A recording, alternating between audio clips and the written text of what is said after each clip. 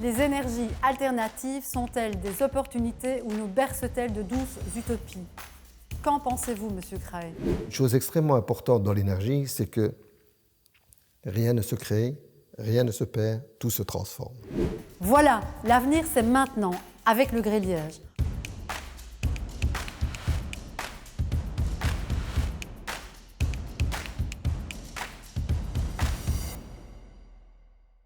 Alors que la transition énergétique est le grand objectif de ce début de siècle, on nous parle d'hydrogène, de panneaux intelligents et d'autres innovations. Mais quelles sont les technologies existantes? Et quelles sont celles qui devraient voir le jour dans quelques années?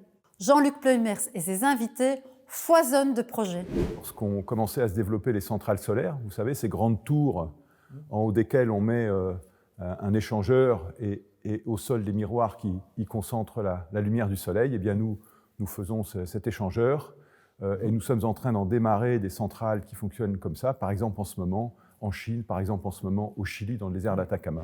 Si on va voir en Allemagne, si on va voir dans les pays nordiques ou quoi, énormément de sociétés sont déjà en train d'investir massivement dans le domaine de l'hydrogène et dans la manière dont en fait celui-ci peut être utilisé après pour des applications dans le transport, pour des applications dans l'industrie, des applications, je vais dire, dans le stockage d'énergie.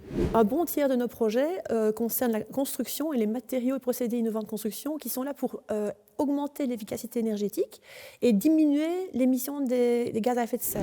L'énergie qu'on reçoit tous les jours du soleil est très largement suffisante pour couvrir tous les besoins énergétiques de la population aujourd'hui. Nous travaillons depuis longtemps aussi avec ArcelorMittal au CRM à la production de panneaux photovoltaïques, mais qui sont en fait des tôles d'acier sur lesquelles on dépose en revêtement des panneaux photovoltaïques qui permettent alors de former les toitures. Par contre, vous pourriez consacrer des terrains industriels à la création en fait, d'unités, d'usines en fait, qui fabriquent vraiment, notamment ces carburants verts du futur.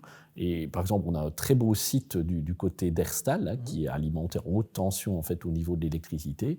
Pourquoi, sur ce site, ne pas fabriquer du kérosène vert? Rendez-vous sur la page YouTube du Gré-Liège pour découvrir ou revoir nos épisodes. Prochaine étape, qui finance la transition énergétique?